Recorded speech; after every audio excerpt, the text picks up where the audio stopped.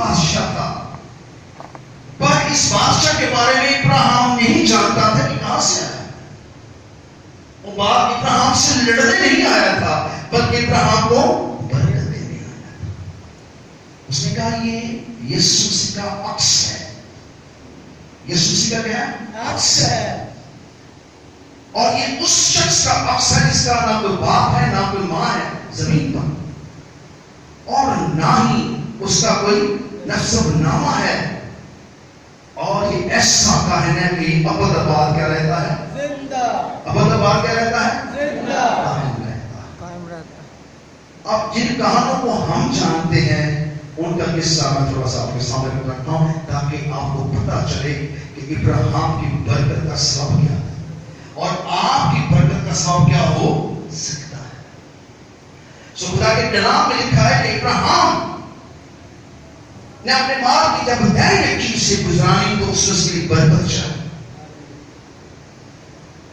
اور اس نے ابراہیم کو برکت دی۔ یہ بادشاہ بھی ہے، یہ کاہن بھی ہے، یہ بے باپ بے ایمان کا بغیر انسان سے پیدا ہونے والی شخصیت بھی ہے، اور اس کے بارے میں ابراہیم بالکل نہیں جانتا، لیکن وہ جانتا ہے کہ یہ حق تعالیٰ کی طرف سے کاہن ہو کر آیا ہے۔ اب موسیٰ کو جب شریعت ملی تو کہانت کس کو ملی؟ لاویوں۔ کن کو ملی؟ لاویوں۔ لاویوں کو یہ برکت ملی کہ وہ خدا کا عہد کا صندوق اٹھائیں اور وہ خدا کے مذبح پر اور باطنی مقام پر اور خدا کے خیمہ کے اندر وہ کام کریں، اور اس خاندان کے علاوہ کوئی دوسرا شخص وہاں کام نہیں کر سکتا تھا، اور وہ قربانیاں چڑھاتے۔ ہر سال سردار کاہن پہلے جا کر اپنی قربانی کرتا، پھر قوم کی کرتا، اور پھر باطنی مقام میں جا کر داخل ہوتا، اور پھر قوم کے لیے گناہوں کی معافی کے لیے کفارہ گزرانتا، اور لہو سے ہر چیز کو کیا کرتا؟ پاک کرتا،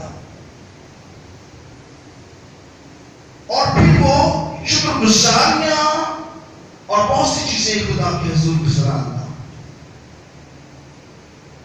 اور کہانوں کا یہ سلسلہ، یہ کہانت کا سلسلہ چلتا رہا، اور یوں بنی اسرائیل کو جب شریعت ملی تو موسیٰ نے ابراہیم کی برکت کو اس کے ساتھ اٹیچ کیا اور کہا کہ تم سب بھی پوری قوم خداوند کو 10واں حصہ دے گی تاکہ ان تمہیں کیا ملے؟ برکت۔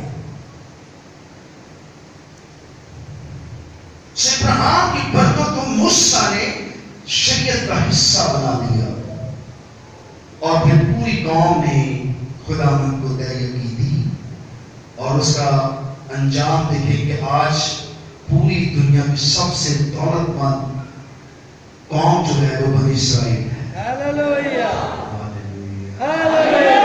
آپ بھی ہوتے کہ اداس نہ ہو۔ ہاللویا۔ کتنے لوگ چاہتے ہیں کہ ہم بھی ایسی برکت کو حاصل کریں؟ اب یہ سلسلہ جو قربانیوں کا، شکر گزاریوں کا کاموں کے ہاتھوں سے چلا، یہ کئی برس چلتا رہا، اور اس طرح سے لوگ برکت پاتے رہے اور خدا ان کے ساتھ چلتے رہے۔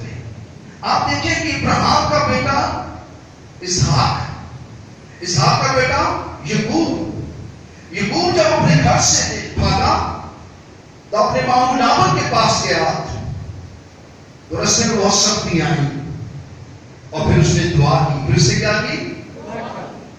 اس نے کہا خداوند اگر تو مجھے روٹی دیتا جائے گا، پانی دیتا جائے گا، اور میری جان کی تو حفاظت کرے گا، تو اپنے مال کا 10واں حصہ اے خداوند تیری نظر کروں گا۔ Hallelujah, hallelujah, hallelujah. یہ یعقوب نے کہا، اسحاق کے بیٹے یعقوب نے کہا، اور اس نے خداوند کو دیا، اور خداوند اس کی جان و مال کی کیا کی؟ حفاظت کی۔ خدا کو ان چیزوں کی ضرورت نہیں ہے۔ خدا آپ سے ایک عہد چاہتا ہے کہ آپ اس کے ساتھ رہیں گے اور وہ آپ کے ساتھ رہے گا۔ ابراہیم کے ساتھ خدا نے کیا عہد باندھا تھا؟ اب آپ کسی کو یاد نہیں آتا کہ ہمیں تو شفا سے گھر سے کیا تھا؟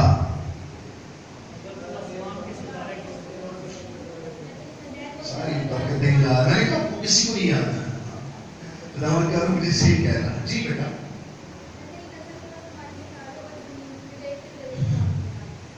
ابراہیم کے ساتھ جب خدا نے عہد باندھا، اس نے کہا کہ میں تیری نسل سے بادشاہ اور قائم برپا کروں گا، اور تیرے لیے نشان یہ ہے کہ ختنے کا نشان ہوگا. تو میرے ساتھ کیا باندھے گا؟ ختنے کا نشان باندھے گا، اور تم سب مرد ختنہ کرواؤ گے، اور یہ میرا اور تیرے درمیان عہد ہوگا، اور یہ عہد بھی خون سے باندھا گیا. ابراہیم نے اپنے آپ کو سب قوموں سے الگ کر لیا، اور خدا اور ابراہیم کے درمیان عہد بند گیا، اور یوں خدا نے اس کا نشان ختنہ ٹھہرایا، اور یوں ابراہیم خدا کے حضور سب قوموں سے جدا ہو گیا. اور ایک ہی دن میں اس نے اپنی قوم کا اور اپنا ختنہ کروایا، اور یوں ابراہیم تمام بنی انسانیت سے الگ ہو کر خدا کے خاص ملکیت ہو گیا. Hallelujah hallelujah hallelujah. تو یعقوب نے یہی کیا. اس نے کہا کہ میں اس خطرے میں ہوں، اور میں خطرے میں چاہتا ہوں کہ تو میری جان اور مال کی کیا کرے؟ حفاظت کرے، اور یوں میں اپنے مال کا 10واں حصہ تیری نظر کروں گا. وہ وہاں پہ کون تھا جس کی نظر کرنا تھا؟ نظر آ رہا تھا؟ نہیں. پھر وہ کس سے کہہ رہا تھا؟ اس نے اپنے باپ ابراہیم کے خدا سے کہا. اور خدا نے جب آپ ٹھہرا لیتے ہیں، جب آپ اپنی قربانی کو باندھ لیتے ہیں اور خدا سے عہد باندھ لیتے ہیں، تو خدا بھی آپ سے عہد باندھ لیتا ہے. سو خدا نے بنی اسرائیل کی برکتی یوں کہانت کا دور وہاں چلا، اور لوگوں نے قربانیاں گزاری اور اپنے مال سے خدا کی کیا کی؟ تعظیم کی، اور یوں ان کو برکت پر برکت ملتی رہی، اور یہ خطائیں گناہ انسان کے ساتھ چلتا رہا.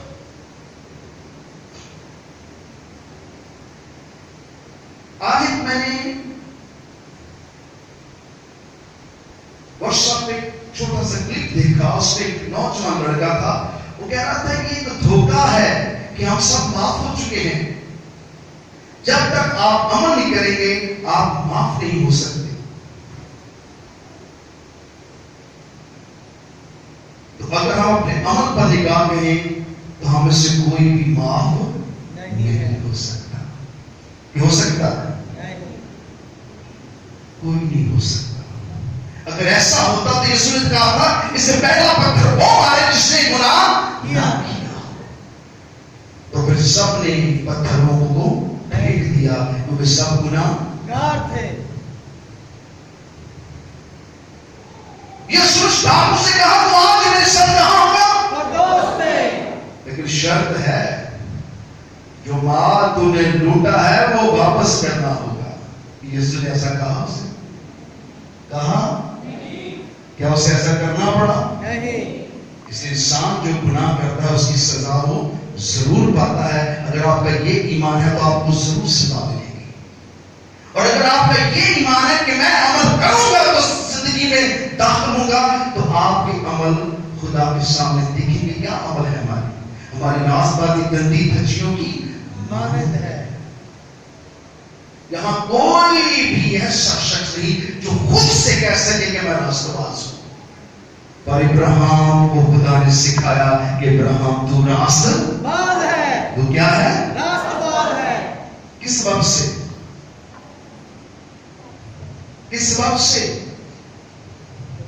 یقین ہے کس سبب سے؟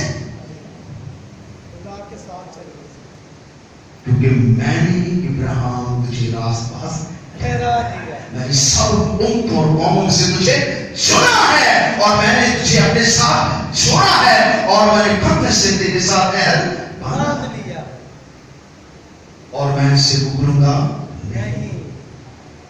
سو ابراہیم اور اس کی نسل خدا کی تعظیم کرتی رہی، خدا کی عبادت کرتی رہی، اور خدا کے ساتھ چلتی رہی. اور خدا نے اپنا نام کیا رکھا؟ وہ ابراہیم، اسحاق اور یعقوب.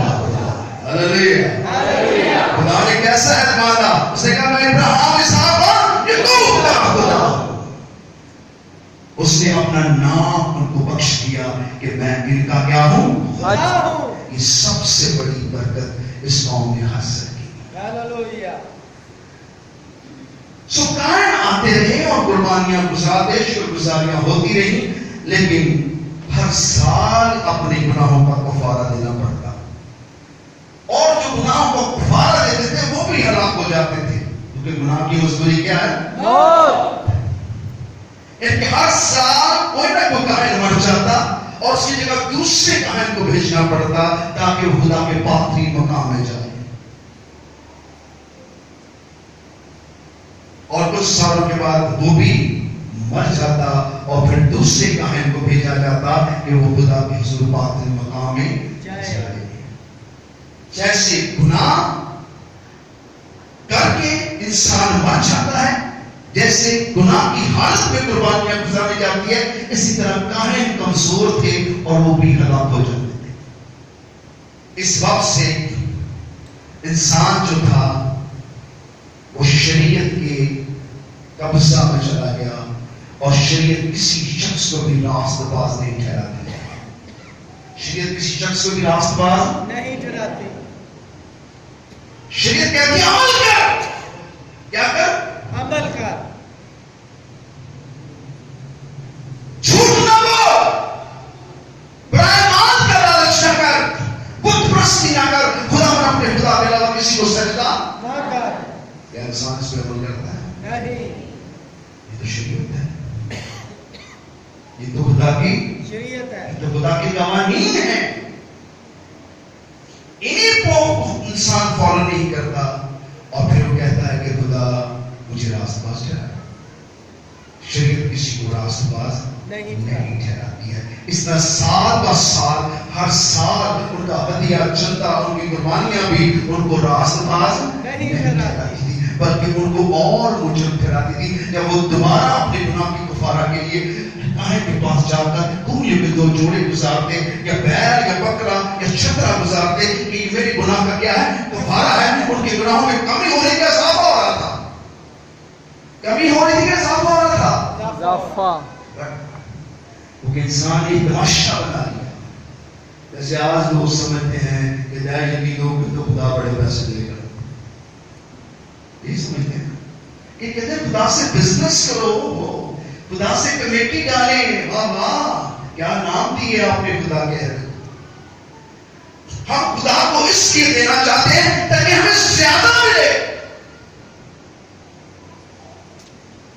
ہم اس لیے نہیں دینا چاہتے کہ ہم اس کی تعظیم کرتے ہیں. ہم اس لیے دیتے ہیں تاکہ ہم پادری پر احسان کریں، چرچ پر احسان کریں اور پھر کہیں کہ اس کا دونا مجھے ملنا چاہیے. یہ کوئی عبادت ہوئی ہے اس سے؟ نہیں. یہاں تو عبادت دیکھی ہے آپ نے؟ یہاں کیا ہوا ہے؟ یہاں گناہ ہوا ہے اور گناہ کی مزدوری موت ہے. سو ہم خدا کو اس لیے دینا چاہتے ہیں تاکہ ہمیں زیادہ ملے. ہم ڈائریکٹ اس لیے دینا چاہتے ہیں تاکہ مجھے 90% مل جائے. کیسا ہے انسان؟ کیسا سوچتا ہے میں 10% دوں مجھے کتنا ملے؟ 90%. مجھے خدا 100 کر کے دے، میرا 10 کیوں خدا دے. اس لیے آپ کی جتنی دیر یقیناں ہیں یہ چھت بھی مراس نہیں کرتی. آپ بیٹھے کہاں ہوئے؟ آپ کی تماشے جو آپ خدا کے ساتھ کرتے ہیں یہ کسی کھاتے میں نہیں آتے ہیں. یہاں تو آپ پادری کو خوش کرنے کے لیے کرتے ہیں یا چرچ میں بنے رہنے کے لیے کرتے ہیں یا اپنے آپ کو دھوکہ دیتے ہیں. یہ دھوکے باز زندگی ہے آپ کی، کیونکہ شریعت کسی کو کامل نہیں کرتی اور شریعت کسی کو راست باز نہیں کرتی.